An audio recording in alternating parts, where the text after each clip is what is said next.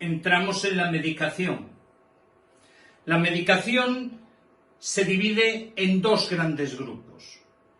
El primer grupo es el grupo que se conoció siempre con la llamada antidiabéticos orales. Lo que pasa es que actualmente hay medicamentos que pertenecen a ese grupo, que no son insulina, y sin embargo se administran por vía subcutánea. Por eso hay una tendencia a llamarlas medicación no insulínica, pero pueden aparecer en el examen como antidiabéticos orales. ¿Comprendido? Pueden aparecer los dos nombres. Los antidiabéticos orales, la medicación no insulínica, se suele aclarar que solo vale para la diabetes tipo 2. No se va a utilizar nunca en diabetes tipo 1, aunque algún grupo sí se podría utilizar. Y no se va a utilizar en la diabetes gestacional por el riesgo que tiene de producir malformaciones en el feto y de deteriorar la placenta. Por lo tanto, no se deben utilizar nunca en embarazo. Esto es en reglas generales, porque un grupo sí se podría utilizar. Lo que pasa es que se suele hacer una globalidad. ¿Comprendido? Bien, recordad, estos fármacos no insulínicos se utilizan teóricamente cuando el binomio dieta-ejercicio no consigue sus objetivos. A veces se empieza ya con ellos cuando nos encontramos una hemoglobina glicoxilada por encima de 8. ¿Entendido? Bien, siempre hay que aclararlos, que hay muchos tipos. No tenemos que estudiarnos todos. Algunos son obligatorios. Primer tipo de fármacos no insulínicos. Aquellos que disminuyen la resistencia a la insulina. ¿Comprendido? Aquellos que permiten que la insulina funcione mejor. Aquí tenemos al grupo de las biguanidas, que ya va siendo hora de que le quitemos ese nombre, biguanidas, porque solo tiene un fármaco, que es la metformina. La metformina y las glitazonas. ¿Comprendido? Vamos a explicar estos medicamentos antes de pasar a los otros.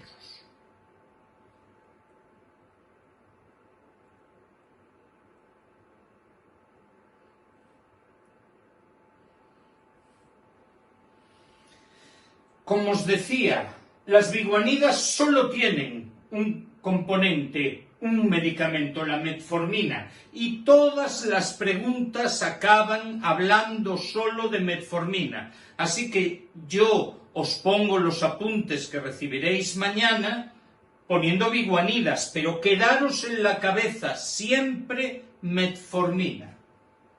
Lo que hace la metformina es complejo, pero facilita la entrada de glucosa en el músculo y en la grasa. Actuaría un poco como actúa el ejercicio. ¿Comprendido? Esta es su función principal, pero además consigue reducir la liberación de glucógeno del hígado, con lo cual no se pueden producir hiperglucemias, y además reduce un poquito la absorción digestiva de la glucosa. Es decir, no deja entrar glucosa en el organismo, no de forma absoluta, solo reduciéndolo un poquito, e impide que el hígado lance su reserva de glucógeno en situaciones donde el glucagón o la adrenalina o la hormona de crecimiento o los corticoides le estarían mandando. ¿Comprendido? Por lo tanto, la metformina es una medicación antihiperglucémica. No es una medicación hipoglucemiante. ¿Lo tenemos claro? Bien, la metformina se podría utilizar con insulina y se podría utilizar con cualquier otro medicamento. ¿Comprendido? Así que es un medicamento que se va a utilizar muchísimo.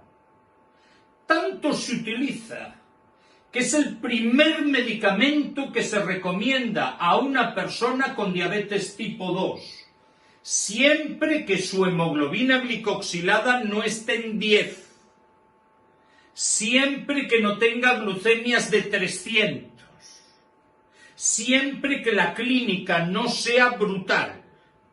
¿Comprendido?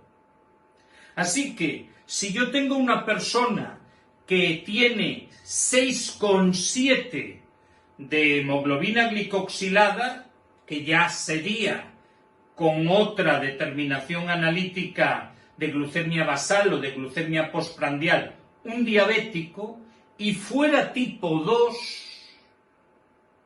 podría utilizar como primer medicamento la metformina. Es más, se utiliza en todas las situaciones de prediabetes. Se utiliza en todas las situaciones de glucemia basal alterada o intolerancia a la glucosa. ¿Comprendido? Sí. E incluso hay autores que señalan que se podría usar en una diabetes tipo 1, porque va a reducir las necesidades de insulina, aunque ese protocolo no se contempla. ¿Comprendido? Así que la metformina tiene como primera gran pregunta de examen el que mejora la captación de glucosa por el músculo y la grasa. Y como segunda gran pregunta de examen es ¿qué es el primer medicamento que se utiliza en toda diabetes tipo 2? ¿Comprendido? Y que, tercera pregunta de examen, es el medicamento que se utiliza en la prediabetes. Si tu glucosa en sangre, tu glucemia, está en 118, en ayunas, metformina. Si tu glucemia, después de tomar la sobrecarga oral de glucosa, está en 160, metformina. ¿Comprendido? Su segundo bloque está en este pequeño detalle. Produce, probablemente por este componente de no dejar absorber la glucosa, produce diarrea y problemas digestivos. ¿Comprendido? Y produce una gravísima, pero muy rara, efecto secundario, que es la acidosis láctica. Si alguien bucea en internet, descubrirá que la metformina se usa en Europa desde el año 50 y tantos. Pero en Estados Unidos no se permitió su uso hasta el 90 y tantos. Es decir, se perdieron 40 años. ¿Por qué? Porque en Estados Unidos, cuando lo empezaron a utilizar, tuvieron episodios de acidosis láctica brutal. La sangre se acidificaba con una gran cantidad de ácido láctico que podría ser mortal. Precisamente el riesgo de producir acidosis hace que nunca podamos utilizar metformina cuando hay una cetoacidosis, porque aunque no es estrictamente el mismo tipo de acidosis, la acidosis de una potenciaría la acidosis de otra y tendríamos un cuadro letal. Puede ser pregunta de examen el que produce un problema de absorción de la vitamina B12, con riesgo de anemia perniciosa, con riesgo de lesiones de los cordones medulares, de neuropatía. ¿Comprendido? Y siempre tenéis que estudiarlo. Dos elementos que son preguntas importantes. Es el único medicamento de los antidiabéticos orales que ha demostrado reducir la mortalidad cardiovascular. Ni la insulina lo ha demostrado con esa magnitud. ¿Entendido? Está claro. Y después, cuidadito con mezclarlo con contrastes yodados. Ha habido preguntas que te decían, ¿qué medicamento hay que reducir antes de un contraste yodado? Y la respuesta siempre es la metformina. La metformina nunca con yodina. ¿Entendido? Por lo tanto, esos 5 aspectos de la metformina: aumenta la captación, fármaco inicial, y se puede utilizar en prediabetes. 3. Disminuye la mortalidad cardiovascular y se reducen los contrastes yodados, son básicos. Recordar la vitamina B12, la diarrea y la acidosis láctica. Además tiene una mejora. Como no está estimulando la liberación de insulina, ¿sabéis que la insulina engorda? Cuando un diabético empieza a meterse insulina, engorda. Por lo tanto, al no actuar sobre esa liberación de insulina, no engorda. Así que se puede utilizar en pacientes obesos. Estos son las metformina, las biguanidas, ¿vale? Recordemos que hay otro medicamento que actúa de forma parecida, las glitazonas, muchísimo menos importante, pero cuidadito que a veces nos clavan preguntas tontinas, ¿vale? Este actúa parecido, pero no tan completo, a la metformina. Aumenta la captación de glucosa por el músculo y la grasa. ¿Entendido? Prácticamente su gran ventaja es que mejora el perfil de las hiperlipidemias. Y lo único que tenéis que recordar es pioglitazona. Metformina y pioglitazona. Pia, las metforminas. Mejoran la absorción de glucosa a nivel periférico. Su efecto adverso, muy pocas veces preguntados, es la retención de líquidos. Estos serían el primer grupo de medicamentos. Pasemos al segundo.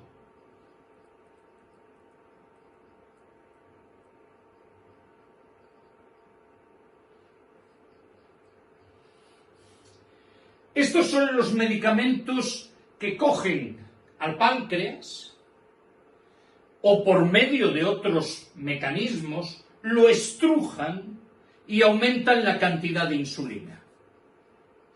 Todos estos medicamentos tienen potencialmente una función hipoglucemiante. Y algunos de ellos, sobre todo los 2 últimos, se han disparado de importancia, en especial el GLP. Estos medicamentos que aumentan la insulina son, número 1, las sulfonilureas, obligatorias. No se puede ir al examen sin saber nada de sulfonilureas. Número 2, las glinidas o secretagogos de acción rápida. Aunque su nombre son glinidas, en casi todos los exámenes utilizan esta expresión. ¿Comprendido? Después tenemos medicamentos ligeramente diferentes. Estos podríamos decir que agarran al páncreas y lo aprietan y te hacen soltar insulina. Desgraciadamente acaban fallando porque el páncreas, cuando trabaja muchísimo, llega un momento en que se agota. ¿Comprendido? Los otros son los análogos del glucagon-like peptide, GLP, ¿entendido? Y los inhibidores dipeptidilpeptidasas 4, del PPNI 4, ¿entendido? Estos son especiales, ¿vale? Y voy a empezar por ellos, sobre todo por este, que está adquiriendo una importancia brutal.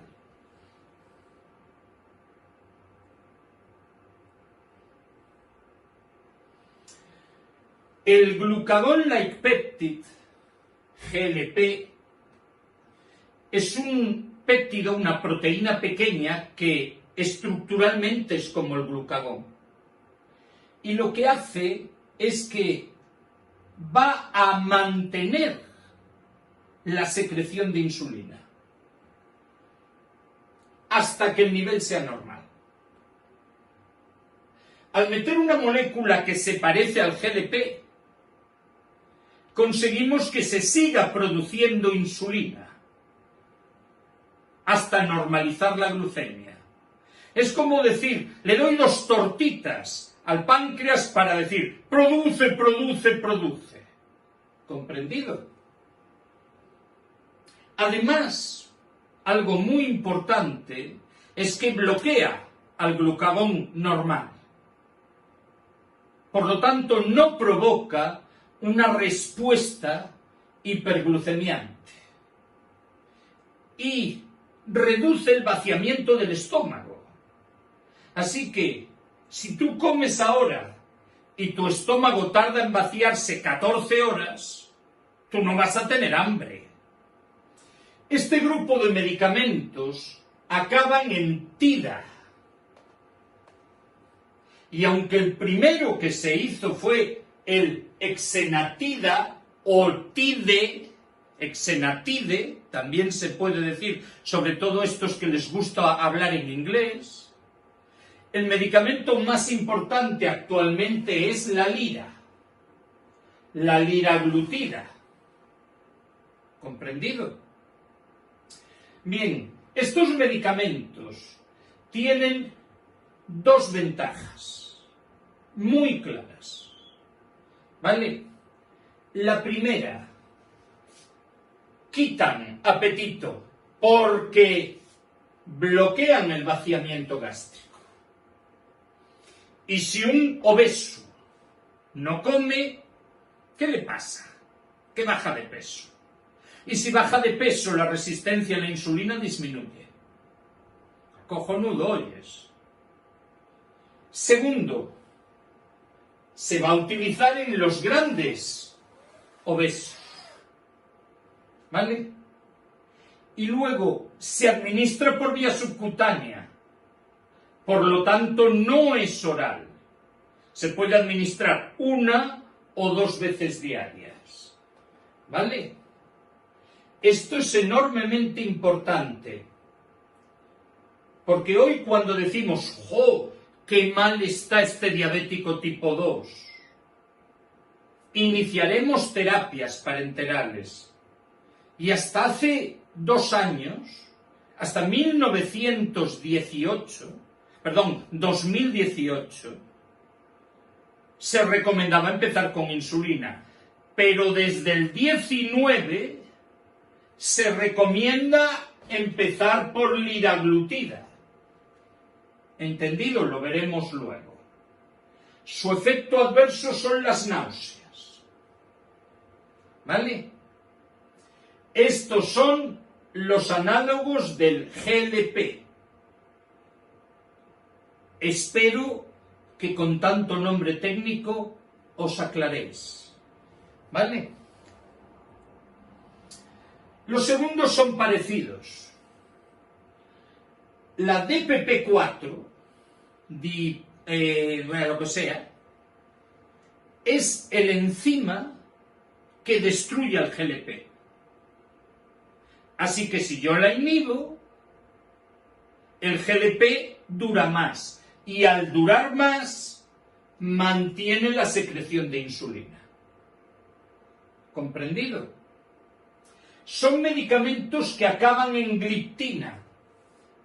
Una regla: salvo insulina y metformina y acarbosa, todos los medicamentos importantes llevan Gs cuando hablamos de diabetes. Así que hay que acostumbrarse a G, G, G, G, G y G. ¿Vale?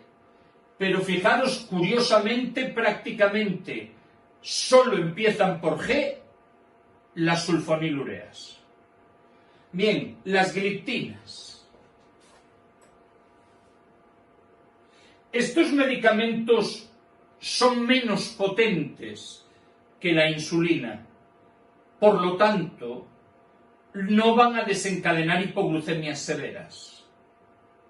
Van a causar, curiosamente, infecciones respiratorias altas, faringitis, rinitis, laringitis. ¿Comprendido? Básicamente os recomendaría que solo recordaseis que van a actuar sobre el glucagón-like peptide. Van a mantener la secreción de insulina más tiempo.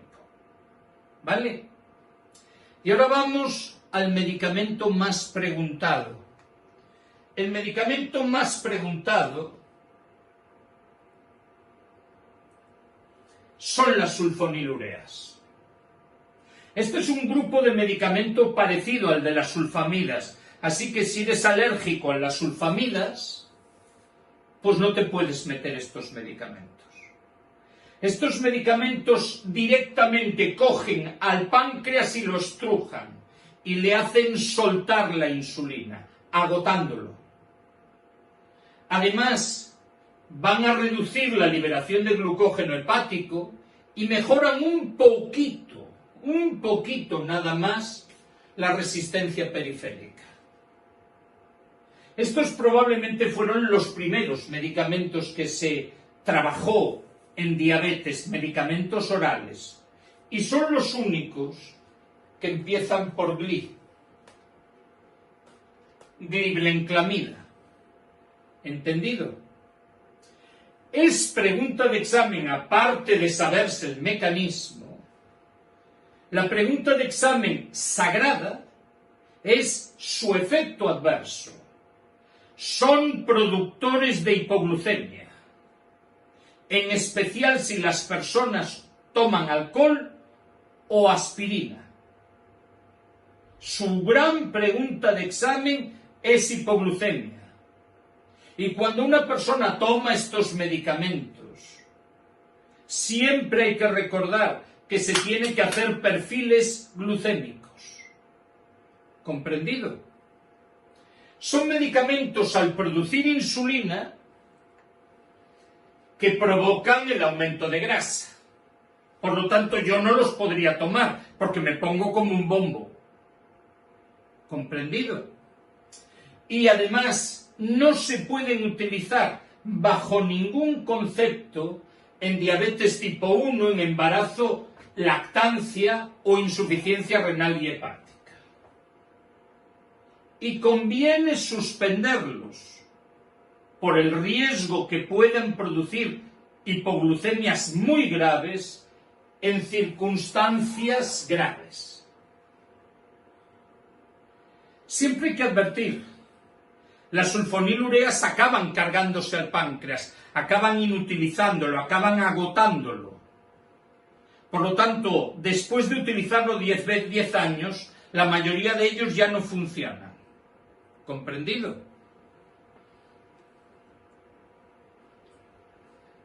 Y esto son el cuarto grupo de medicamentos. Los secretagogos de acción rápida. Las metiglinidas han caído bastantes veces. Son como las sulfonilureas, pero solo actúan un ratito, justo después de comer. Van a provocar la liberación de insulina justo después de comer. ¿Entendido? Liberan insulina en el periodo postprandial precoz. Así que su riesgo de hipoglucemia es muchísimo menor.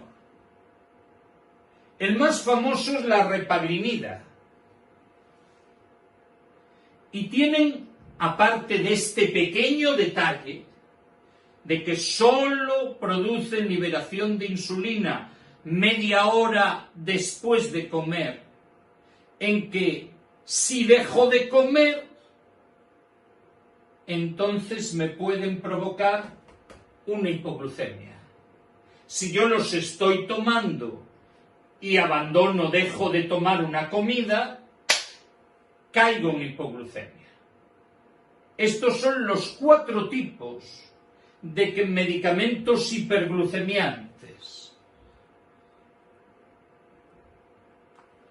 Sulfonilureas, secretagogos de acción rápida, análogos del glucagón-like peptide e inhibidores del DPP4. ¿Vale? Y ahora nos queda 2 grupos en los que solo se estudian conceptos parciales. Uno es el grupo de los inhibidores de la alfa-glucoxidasa. Aquí está la carbosa y el miglitol. ¿Vale? Estos medicamentos actúan paralizando a enzimas del aparato digestivo, impidiendo que los polisacáridos se transformen en glucosa. ¿Comprendido? Si no se transforman en glucosa, no se absorbe la glucosa. Su gran estrella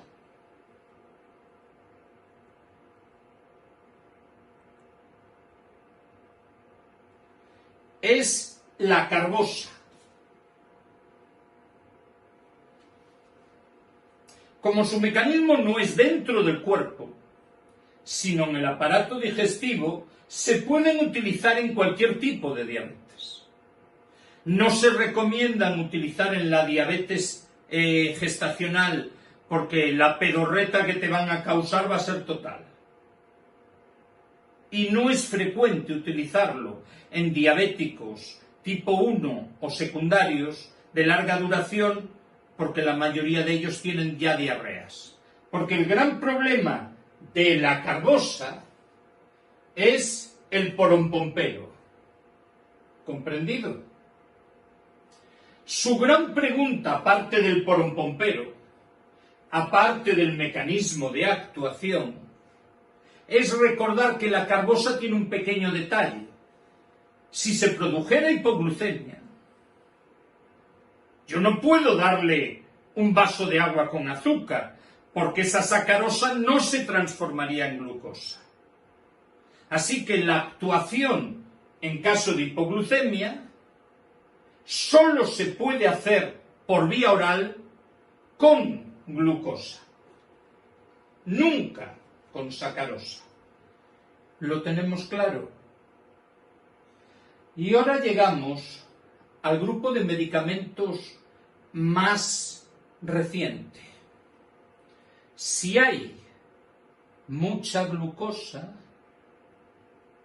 ¿por qué no la sacamos del cuerpo por la única vía por donde puede pasar? A través del riñón, aumentando la eliminación renal. Toda la glucosa que pasa con la orina, toda esa glucosa es agarrada por mecanismos renales y devuelto a sangre. Pasan 2 toneladas de glucosa por orina y todo reabsorbido hacia sangre. Pues bloqueemos el mecanismo de reabsorción. Hagamos que toda esa glucosa se mee. Cojonudo, la eliminamos. ¿Vale?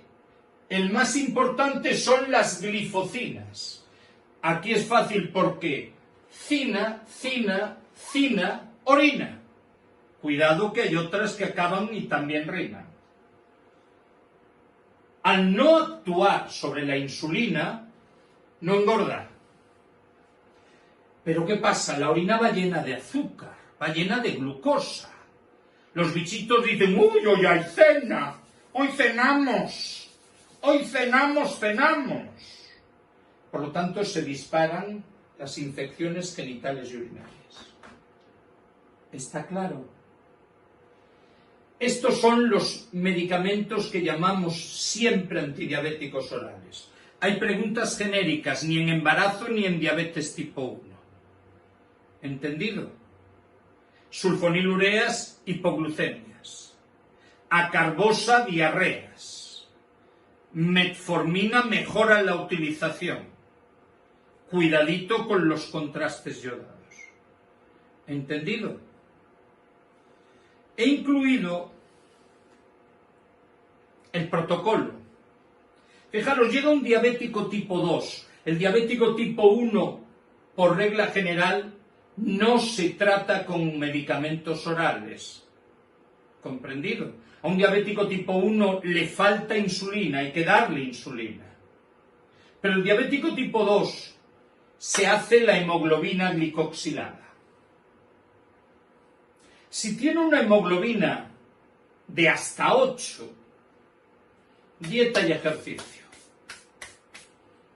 Unos mesecitos a ver si funciona. Si en cambio casi alcanza 9, empezamos con un antidiabético. Si casi alcanza 10, con 2 o 3 antidiabéticos.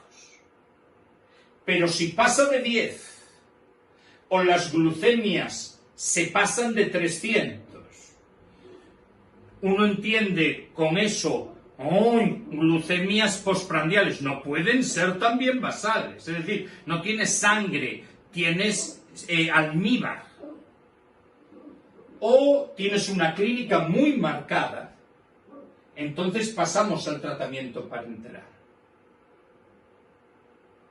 Todos estos tratamientos se valoran en función de la disminución de la hemoglobina glicoxilada. Para ajustar el tratamiento, la hemoglobina glicoxilada se repite a los 3 meses.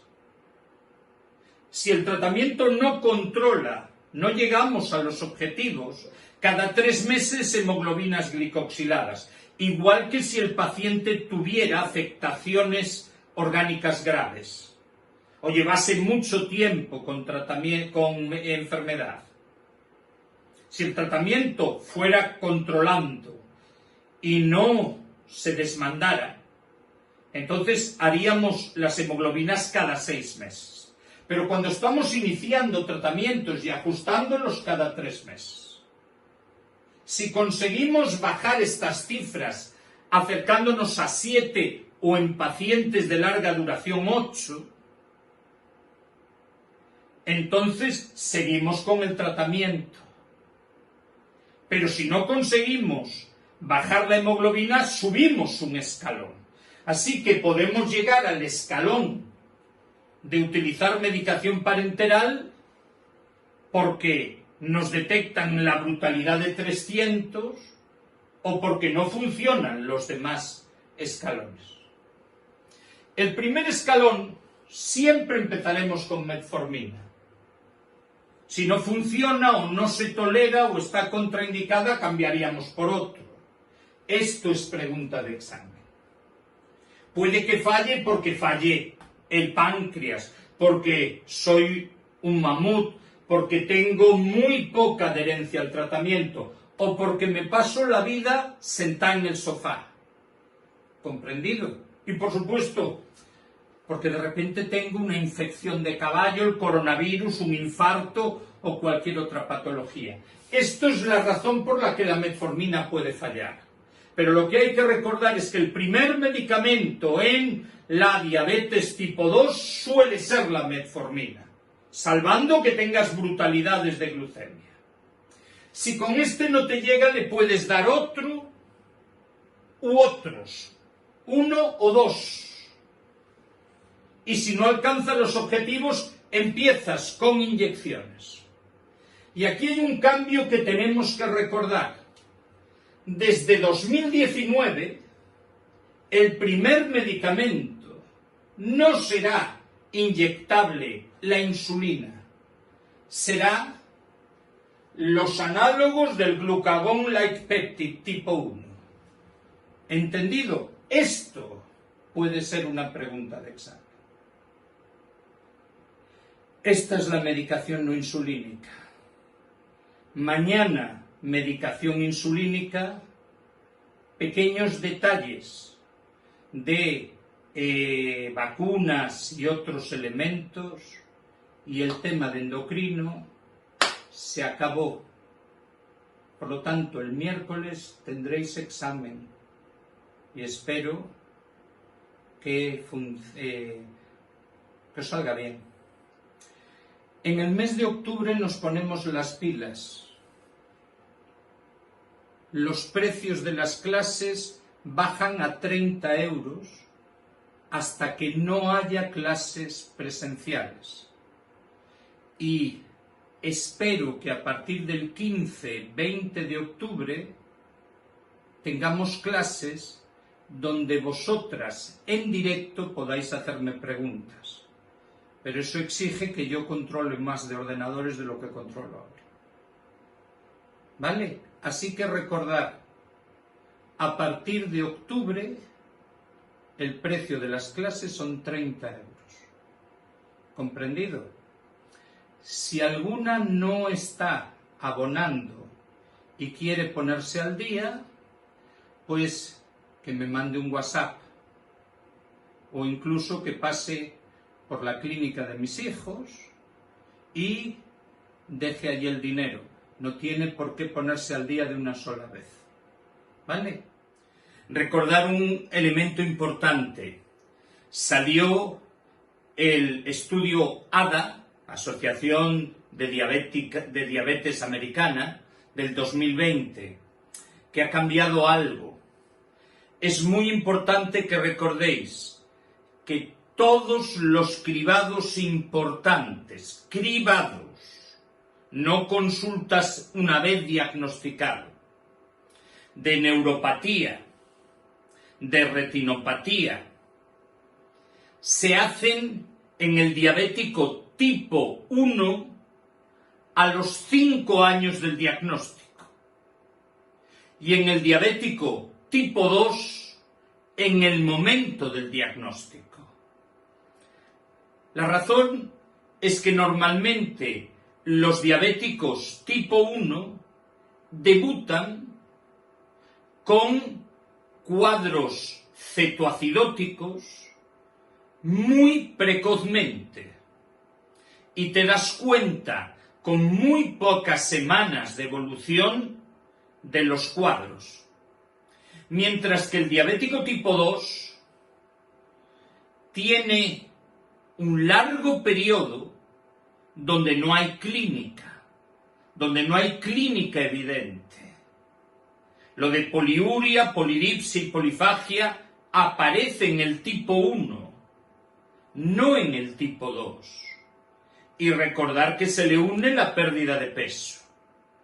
Así que todos los cribados que han caído en preguntas de examen se responden en el momento del diagnóstico en la tipo 2 y a los 5 años del diagnóstico en la tipo 1. ¿Comprendido? Bien, vamos a ver hoy el elemento fundamental de la insulina, que también asume un montón de preguntas. La insulina es el principal medicamento para el control de la diabetes tipo 1. Es el principal. En la diabetes tipo 1 y en la diabetes secundaria, la insulina es la base del tratamiento. Mientras que en el control de la diabetes tipo 2 y de la diabetes gestacional, solo se utiliza cuando la variación del estilo de vida o el tratamiento farmacológico no insulínico, evidentemente los antidiabéticos orales no se aplican en la diabetes gestacional, son inútiles. ¿Comprendido? Bien, lo primero que tenemos que tener claro es que la diabetes tiene la tipo 1 y la secundaria que utilizar siempre insulina. ¿Vale? ¿Entendido? Pero en la diabetes tipo 2 existen muchas circunstancias donde se recomienda insulina, pero acabada esa circunstancia, volvemos al tratamiento de binomio ejercicio-dieta y antidiabéticos orales. Esas situaciones son las insulinizaciones transitorias, que caen muchas veces en examen. ¿Entendido? Lógicamente, he excluido el concepto embarazo. Los diabéticos tipo 2 se quedan embarazadas también. Si pasan a estar embarazadas, utilizaremos insulina. Pero en general, lo más importante es, no les funcionan los antidiabéticos.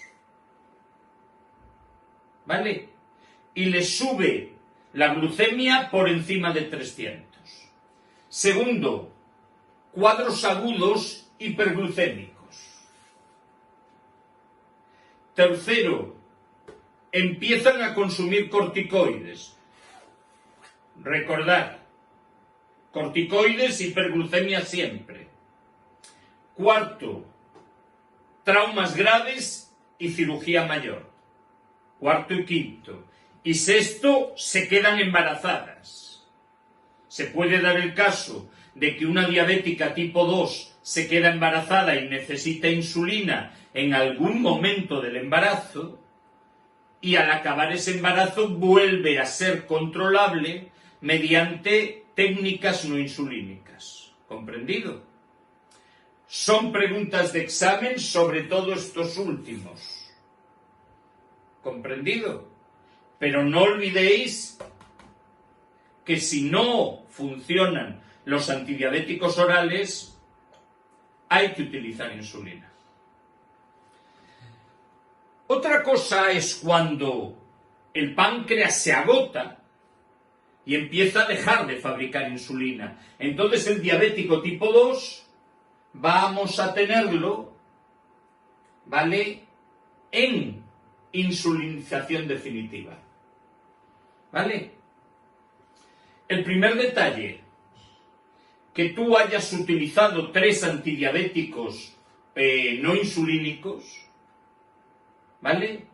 Se puede decir 2, 3, pero generalmente el tope máximo es 3, y con ellos no controles al paciente. ¿Vale? Segundo, que haya una contraindicación, porque algunos antidiabéticos no se pueden utilizar con el riñón muy escarallado. ¿Vale? Y tercero, que haya diabetes gestacional. ¿Entendido? La diabetes gestacional suele necesitar insulina al final. ¿Vale? Espero que os hayan quedado claros. ¿Vale? Bien. Y ahora entramos en uno de los aspectos más importantes. En el año 2020 han entrado en vigor una serie de insulinas nuevas, que suelen ser más rápidas. Y sobre todo, ha entrado, aunque todavía no está muy accesible en las farmacias, la insulina nasal. La insulina que se mete por nariz, que es una variante de insulina rápida. Tenemos 5 tipos de insulinas en función de la velocidad de acción. Insulinas ultrarrápidas y rápidas. Insulinas intermedias, lentas y ultralentas. ¿Vale? Empecemos en primer lugar con las insulinas ultrarrápidas. Aquí os recomiendo que tiréis de cuadro, no de estas preguntas, sino de cuadro. Lo primero que tenéis que recordar es que las insulinas ultrarrápidas son análogos. Posible pregunta de examen muchas veces. Un análogo es una insulina modificada genéticamente. Hay análogos rápidos y análogos lentos. ¿Comprendido? Bien, todas las insulinas ultrarrápidas son análogos. Las más importantes son la Lispro, la Aspar y la Glulisina. Cuidado con este nombre. ¿Entendido? Estas hacen efecto entre 5 y 15 minutos. Alguna lo hace más rápido, 5-10, pero no compensa volverse loco. 5-15 minutos. Su pico de acción está a la hora, el primer uno. Es cierto que puede haber 45 minutos, 75 minutos de horquilla, ¿vale? Y la duración de su efecto es entre 2 y 4 horas, ¿vale? Estos datos los tenéis que saber. ¿Comprendido? Todas las insulinas ultrarrápidas son transparentes y se pueden administrar por vía intravenosa, intramuscular y subcutánea. ¿Comprendido? Repito los nombres: Lispro, Aspar y Glulisina. ¿Vale? Pasamos a las insulinas rápidas. Se les ha llamado insulina regular. Atrapid normalmente es un nombre clásico. Bien, su inicio de acción es el doble de tiempo de la insulina ultrarrápida, 30 minutos. Su pico de acción es una horquilla de 2 a 4 horas. Vuelve a ser el 2, el doble del 1 del anterior. Y su duración del efecto está en 4-8 horas, aunque hay que advertir que hay gente que pone 6-8 horas. ¿Vale? Esto sería la insulina rápida. Aquí hay insulinas, repito, de reciente creación en el 2020, aunque aparecían reflejadas en Estados Unidos en el 2004, aparecen insulinas por vía nasal. No os la he incluido aquí porque es difícil encontrarla, pero la encontraréis en cuanto salga esta mierda de confinamiento. Vuelve a ser transparente y se usan por vía intravenosa, intramuscular, subcutánea y nasal. La vía nasal tiene la gran ventaja de ser más rápida, sorprende, más rápida que la subcutánea y menor riesgo de tener hipoglucemias. ¿Vale?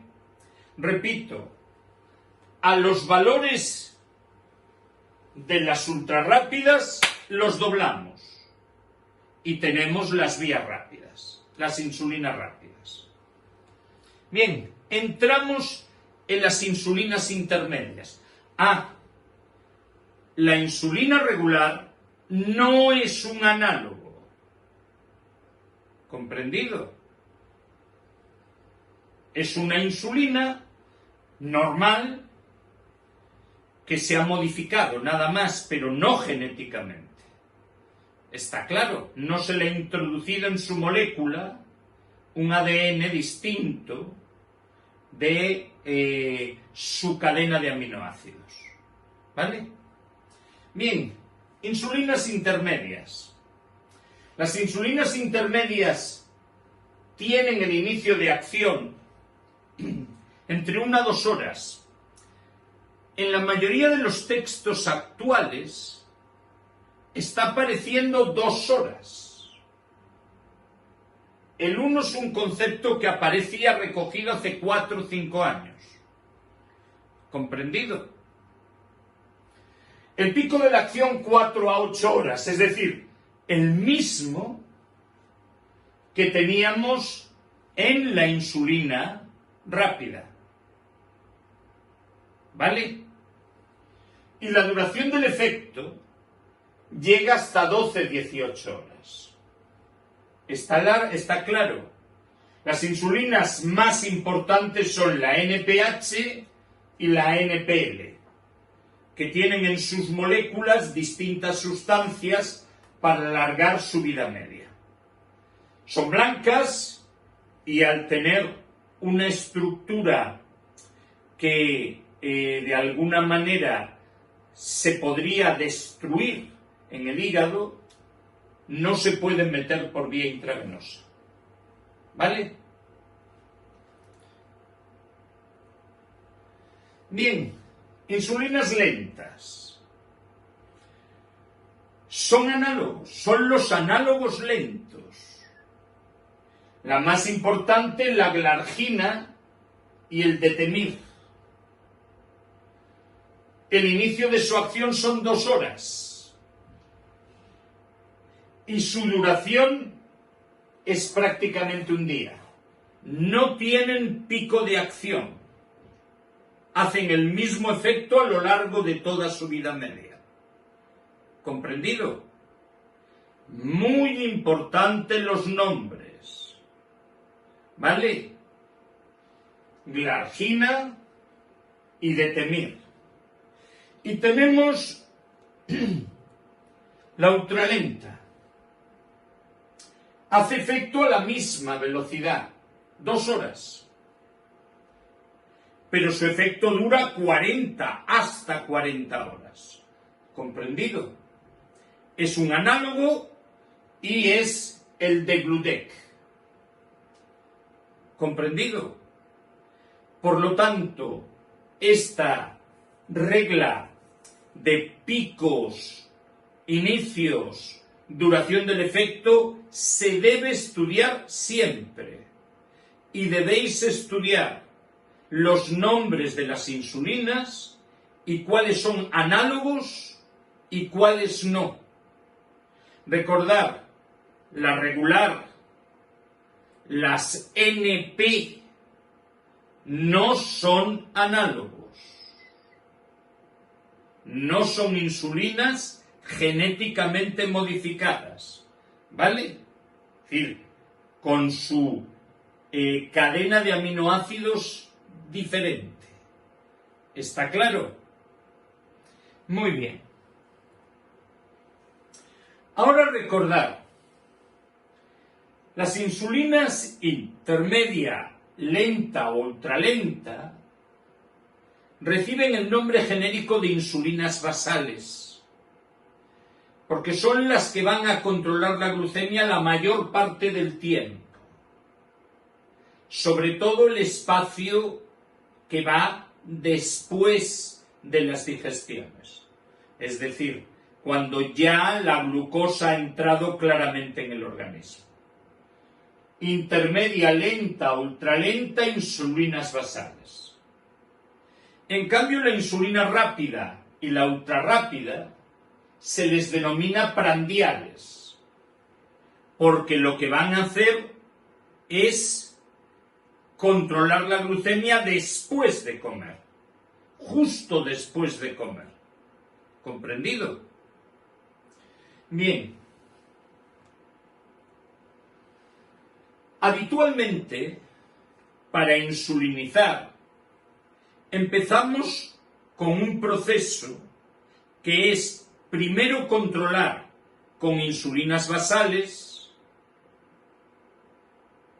hasta conseguir que la glucemia basal esté entre 80 y 130, y cuando ya has conseguido esto, pasar a controlar los picos postprandiales con insulinas prandiales. ¿Vale? Bien, empezamos.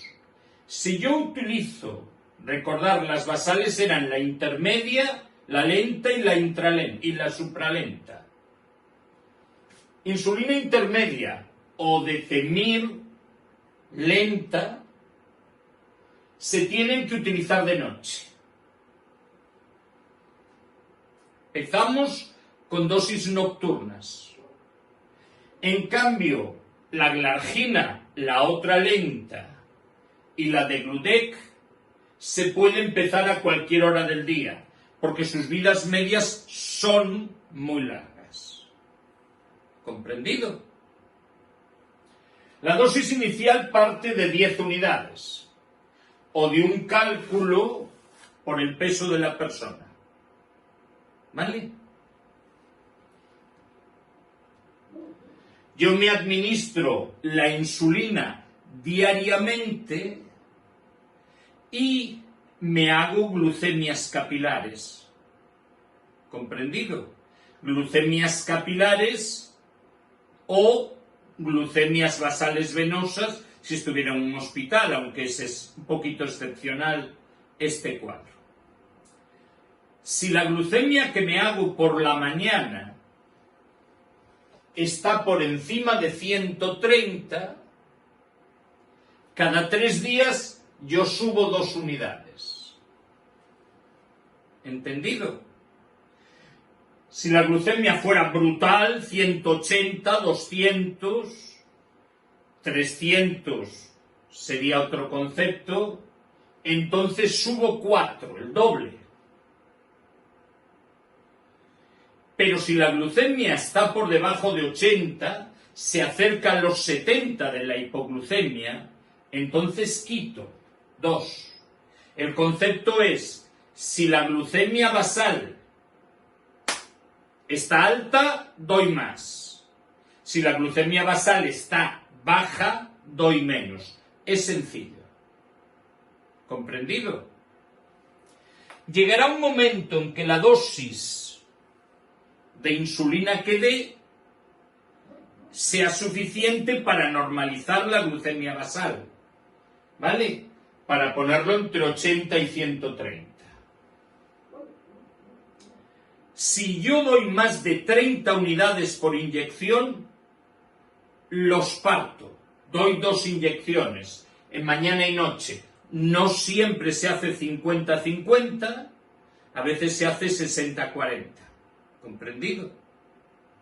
Bien, cuando ya llevo 3 meses con una dosis estable, que compruebo cada cierto tiempo que la glucemia capilar está normal, entonces hago una hemoglobina glicoxilada. Falta ahí el cacharrito. Si la hemoglobina glicoxilada está por encima de 7,5, está alta. Ay, aquí falla algo. Hay picos postprandiales. ¿Entendido? Y tenemos que hacer un perfil glucémico. ¿Vale? Bien.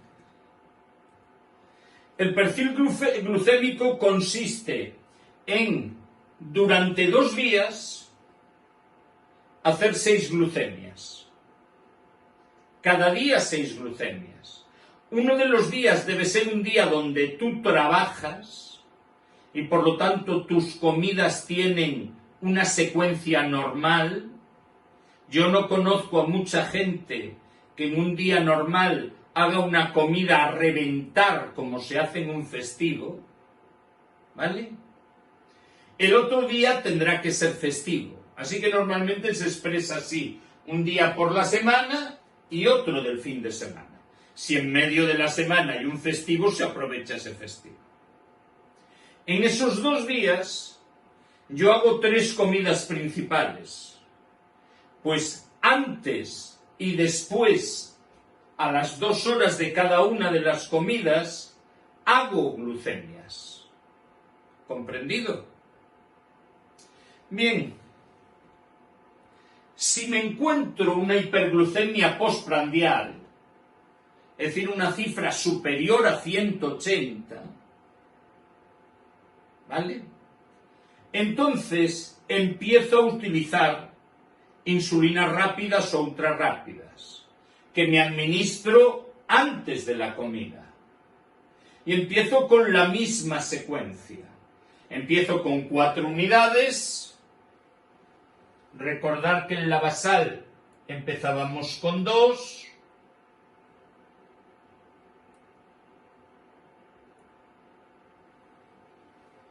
¿Vale? Y voy subiendo poco a poco, hasta que la glucemia postprandial sea 180. O menos, perdón.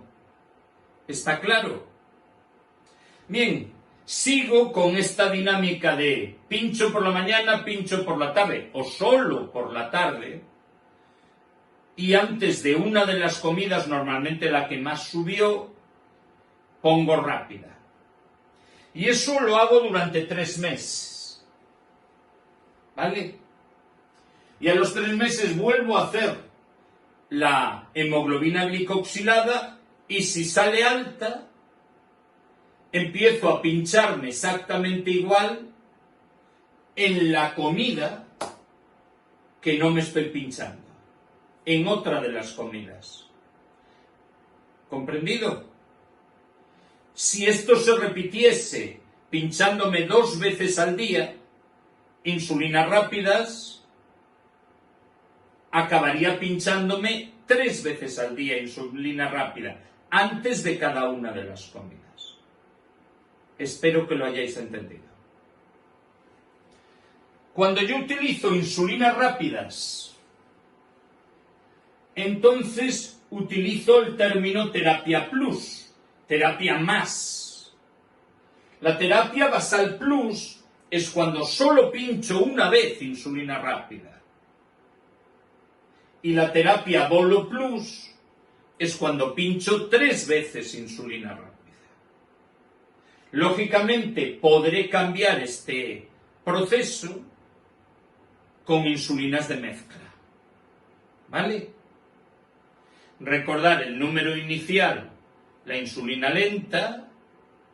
Espera, por eso lo confirmo luego. ¿Vale? Bien. Tenemos jeringuillas, plumas, relojes y bombas de infusión. Y luego, muy importante, todo lo que tiene insulina se guarda en la nevera hasta que se utiliza. Cuando se utiliza no se guarda en la nevera, porque la insulina fría duele más. Hombre, mucha gente lo guarda en la nevera y luego lo calienta entre las manos. Pero la recomendación es no guardarlo en la nevera. No puede estar en un sitio donde haya mucho calor, eso sí, ni donde reciba luz directa. ¿Vale? Esta es una pregunta muy antigua, si hay que mezclar 2 insulinas, una rápida y una lenta. Recordad, primero cargaríamos la insulina rápida y luego la insulina lenta, para evitar que quedase en el frasco, en el vial de la lenta, alguna de la rápida, alguna insulina lenta. ¿Vale? La inyección se puede realizar en varios puntos. El orden de velocidad de absorción es siempre primero abdomen, luego brazos, luego muslos y luego nalgas. ¿Vale? Y después entramos en otra pregunta de examen. Los problemas que genera la insulina a lo largo de su uso. El primero y más importante, recordarlo, la hipoglucemia. Siempre será el problema más grave. ¿Vale? Luego tenemos que cuando pincho constantemente en la misma zona, se produce un efecto en el tejido celular subcutáneo que se llama lipodistrofia. Ese tejido graso se puede hipertrofiar, lipohipertrofia, o puede desaparecer, lipoatrofia. Esto se debe a que no cambio la zona de administración. Por lo tanto, la administración subcutánea de insulina exige una rotación de zonas, pinchando en cada zona una serie de 7 veces, sin pinchar nunca en el mismo sitio, ¿vale? En sitios distintos de cada zona, ¿vale? Bien, después tenemos el dolor en la inyección, que puede ser debido a muchas cosas. La primera, el alcohol, de ahí que muchas personas no recomienden el limpiar la zona de punción con alcohol. Pero también puede ser una aguja en mal estado, insulina fría, una inyección demasiado superficial, en dermis, no en hipodermis, o una inyección muy profunda que esté tocando fascia o músculo, ¿comprendido? O a un nervio, que se puede llegar a dar el caso. ¿Entendido? Estos dos problemas, bueno, la lipodistrofia ha caído bastante. Pero los esenciales son el efecto Somogyi y el efecto del alba o del amanecer. Fijaros, recordaréis el efecto Somogyi, que es lo que pasa por la Y. Aquí estamos hablando de un proceso donde a las 3 de la mañana hay hipoglucemia, la I, y a las 7 hiperglucemia. Baja, sube.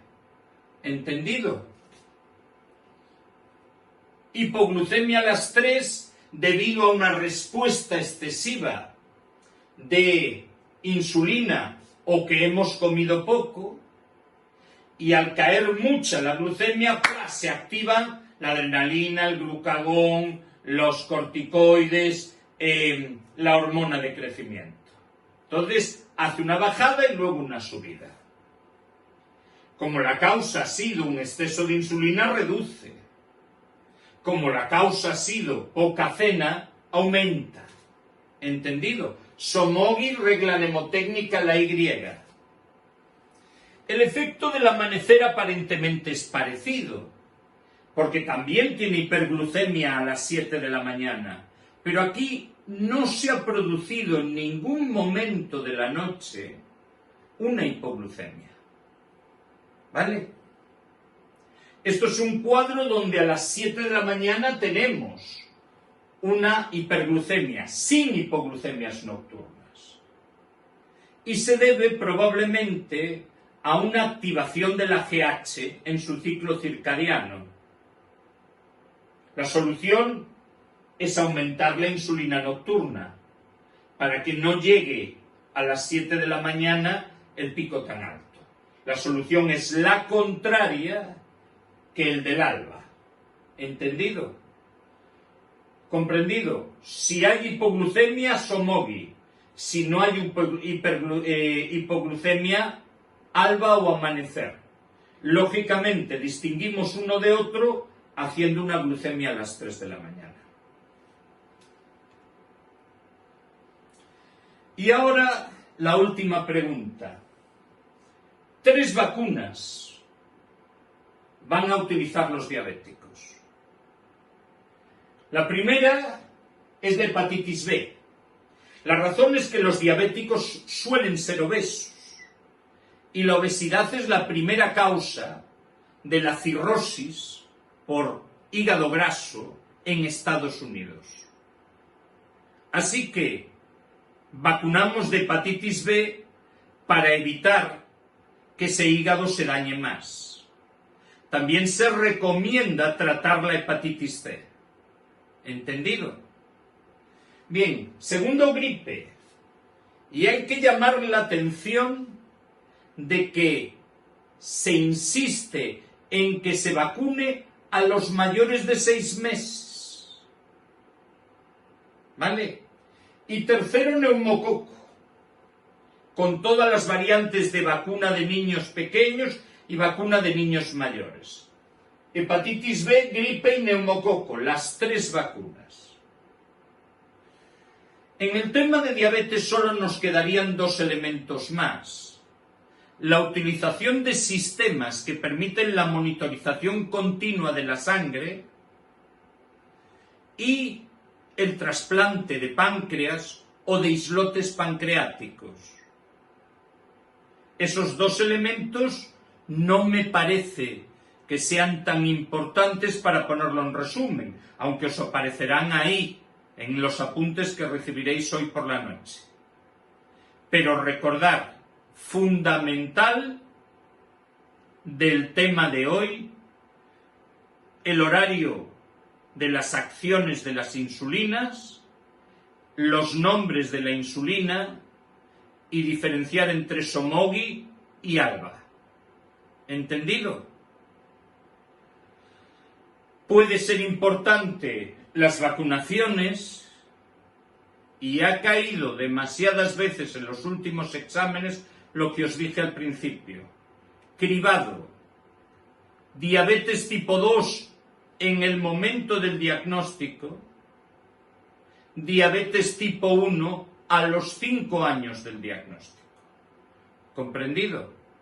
Espero que os haya quedado claro el tema.